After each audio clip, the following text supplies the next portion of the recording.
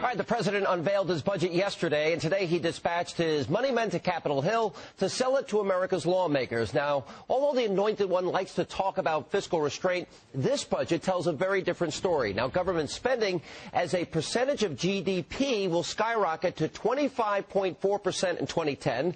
Now, that is the highest it has been since the middle of World War II. But get this, in the middle of the Great Depression, when Roosevelt was spending money on every federal program imaginable, spending as a percentage of GDP only hit 10.5% at its height. And that was in 1936. And those shocking numbers don't even touch on the issue of taxes. Now, this budget, according to the Wall Street Journal, contains $2 trillion worth of tax hikes. Now, they include a repeal of the Bush income tax cuts on singles making over $200,000 a year and couples making over $250,000. Now, also a capital gains tax hike. It goes to 20% from 15%. A tax on banks in the form of, quote, a responsibility fee, new taxes on oil and gas, and the administration is also pledging to reform the international tax system, and according to the Wall Street Journal, well, that's code for a tax increase on U.S. companies that operate overseas. So there you have it. Record-setting deficits, a slew of new tax increases, doesn't exactly sound like a recipe for economic growth. And joining me now with analysis from the Fox Business Network is the host of Varney & Company, the one and only Stuart Varney, and the former White House press secretary. I don't know how she ever did it, dealing with the liberal press.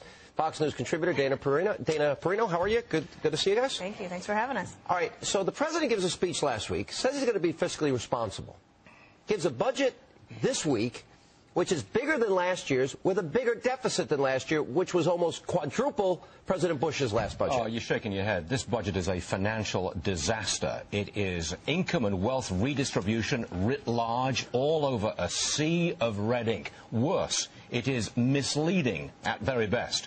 It assumes we're going to have strong economic growth, low unemployment and low inflation. Only if we get that, then we'll maybe get the deficit below $1 trillion after a few years. Those are wild assumptions. Right. It's likely to be much worse, much bigger deficits than even they are saying. Well, and we have a lot of economists, Rubini among them, who predicted this economic downturn, saying exactly what Stuart is saying. It's going to get really bad. And not only is it a recipe for disaster, as you said, it is an exercise in futility. Right. Budgets get all of this fanfare, and the president gets to set out his priorities, and that's instructive because that helps us understand where he wants to drive things. But then Congress doesn't do anything with it, and they'll do what they want. And at the end of the day, we won't get the major spending cuts that we need, even if they have this bipartisan commission that they want to put forward.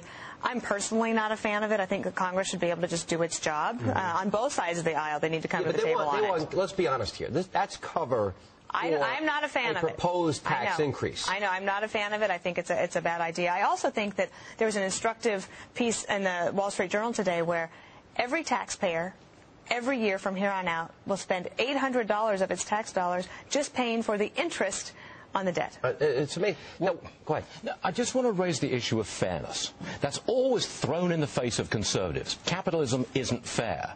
Well, is it fair that everybody, after this budget, is it fair that everybody who makes more than $200,000 should have half at least of their income seized from them and taken by the government? Is it fair that 1% of income earners should pay 45% of all tax revenue? 70%. Is it fair that half the people who work should pay no federal income tax whatsoever, that everything should be squeezed out of a very small minority of workers? Is that fair? Well, the key to trying to make... This is a great question, but everybody thinks the rich don't pay their fair share. The top 10% pay 70% of the bill. The bottom 50% pay 2%. What we should be focusing on is a way to figure out a way to let everybody have an increase in their own wealth, okay? So what you really want is a stronger economy so that people are back to work, they're able to save, they're able to send their kids to school, and they're able to spend money on things like opening new businesses and hiring new workers. Now, here's the question. What is the political impact? Because we head into this very important midterm election.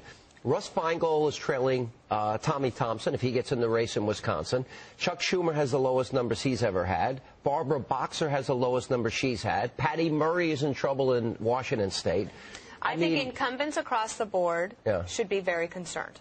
Okay, and that's Republicans and Democrats. Blanche Lincoln is down 23 points in the current poll. But Republicans shouldn't rest on their laurels. I think that any incumbent is in danger, and so I think that they have to all take a look at that. Republicans are obviously favored. I think they have a better record on these things, but they're going to have to put forward some proactive I agree pieces. with you. They can't just be anti-Obama, which is what you're saying. They've got to have a positive agenda, which, by the way, I'm working on. Yes. I can't remember a time when the level of the national debt was such a big concern to so many voters. Surely that came out of Massachusetts. Let's give an example. The public does not like this, and yet that's what this budget is all about. But then here's the question. Why hasn't Obama learned anything? Well, let's give an example. There's an example. He changed his language, but he didn't change the reality because this deficit's there's bigger. one thing that's different. Let's just go back with me in time to last fall when the Democrats were floating the number of a possible second stimulus for a jobs bill of $600 to $700 billion.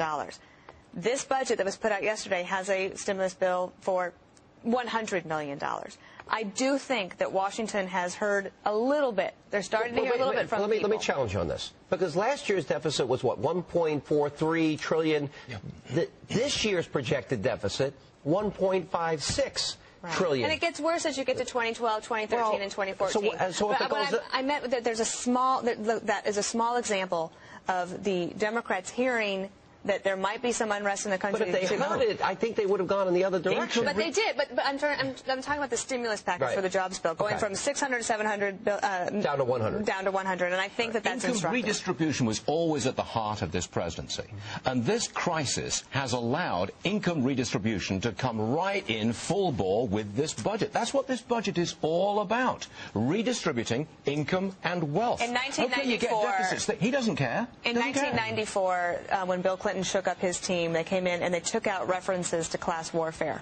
And I think that it would be a smart thing to do for this president. It would be a smart thing, but he's proven himself to be a rigid ideologue. I don't see the moderation. And this budget, I think, confirms that he's not getting it yet. Which is why it's an exercise in futility to do this budget, because Congress will do what they are going to do. Blanche Lincoln down 23%. In the last 6 weeks, the national debt's gone up $250 billion. Thanks, Stuart. How about that? My kids are broke. Yes. All right, guys, good to see you, as always. Thanks for being with us.